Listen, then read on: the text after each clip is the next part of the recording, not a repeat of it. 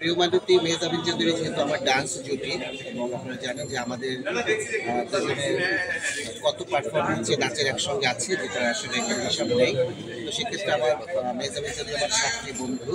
তো প্রিয়মালতী আমি একদম প্রথম দিনে দেখতে গিয়েছিলাম এবং আমি নিজের মানুষ বলে মানুষ বলবে যে আসলে বেশি বলছি, আসলে খুবই একটি ভালো ছবি যেটা আসলে প্রত্যেকটা মানুষের দেখা উচিত এবং একটি বাস্তব জীবন চিত্র এবং মানে সবাই দেখবেন। আশা করি যে যারা যারা দেখেছে সবার ভালো লেগেছে। আসলে দর্শকদের সব দর্শকের শ্রেণী তো আর একই রকম না। এটা আসলে এমন একটা হাই থটের সিনেমা বা বাস্তববাদী সিনেমার সাথে আসলে সকল দর্শকরা সম্পৃক্ত হতে পারে।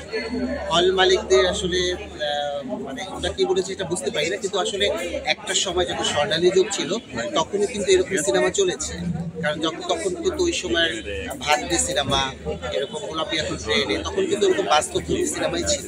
তো তখন যদি ওটাকে হলের উপযুক্ত সিনেমা মনে হয়, তাই এখন কেন সেটাকে বাস্তব মানে বাস্তব চিত্রটাকে সিনেমা মনে হয়?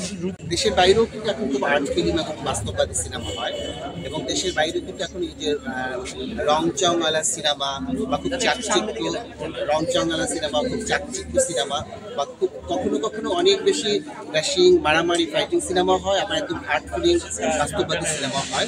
সব সিনেমায় সব দর্শক এখন দেখে। এখন বাংলাদেশের দর্শকদের হলে আসতে হবে, আসলেই বুঝতে পারবে যে আসলে এটা আসলে কতটা সমাজের জন্য দরকার এবং কি মেসেজ আছে সিনেমা।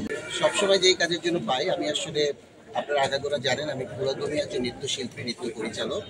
তো সবসময় আমার এই কাজের জন্য সবসময় আমি পেয়ে যাচ্ছি।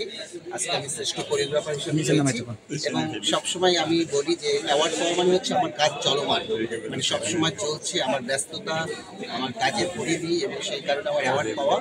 যখন অ্যাওয়ার্ড পাবো না তখন মনে হবে যে মনে হয় আমি থেমে যাচ্ছি।